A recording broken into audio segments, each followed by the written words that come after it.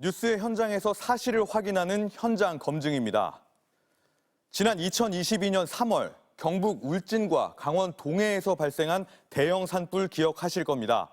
피해 면적만 1억 6천만 제곱미터, 9천억 원의 재산 피해와 300여 명의 이재민을 낳았던 최악의 재난이었습니다. 그런데 당시 산불로 집을 잃었던 이재민들은 2년이 지난 지금부터가 진짜 고통의 시작이라고 호소하는데요. 그 이유가 뭔지 현장을 찾아가 봤습니다. 울창했던 숲엔 화마가 핥힌 거친 상처가 남아 있습니다. 황무지로 변한 산골 마을.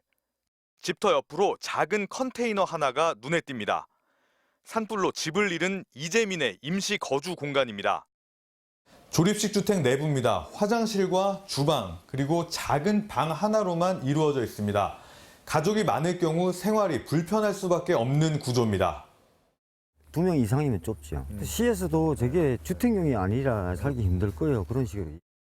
강릉 김씨 집성촌에 살다 2년 전 산불로 집은 물론 가문의 중요한 문서도 다 잃은 김재길 씨를 다시 만났습니다. 얇은 철판으로 만들어진 컨테이너. 바닥도 들떠 있어 봄인데도 방 안에 한기가 가득합니다. 한참 추울 때는 나가 있었어요.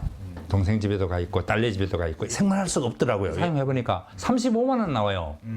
이 전기세가. 그런데 더 두려운 건 지금부터입니다. 컨테이너의 무상 임대 기간 2년이 이달 중순이면 끝나는 겁니다. 대형 산불 이후 이 조립식 주택에 거주해왔던 주민들은 이 주택을 구매해서 계속 살지 아니면 반납을 해야 할지를 결정해야 하는 처지에 놓였습니다. 컨테이너 한 동에 1,260만 원. 대부분 농민인 이재민들로서는 산불로 모든 걸 잃은 상황에서 감당하기 쉽지 않은 액수입니다.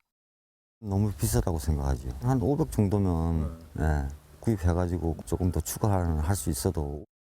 2년 전 동해, 삼척, 울진 등에 발생한 산불 당시 정부는 가구별 구체적인 피해 내역과 상관없이 집이 완전히 탔을 경우 1,600만 원, 절반만 탔을 때는 800만 원을 지원하도록 기준을 정했습니다.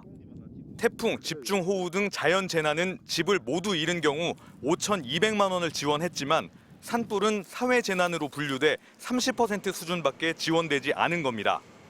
여기에 지역에 따라 지자체 지원금이나 국민 성금을 추가해도 새로 집을 짓기는커녕 전셋집 구하는 것도 쉽지 않습니다.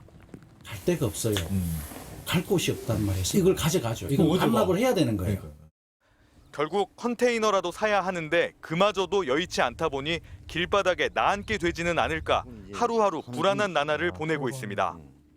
여기다가 뭐 임시로 뭐 어떻게 해가지고 지내야죠. 뭐 텐트라도 치고 살아야죠.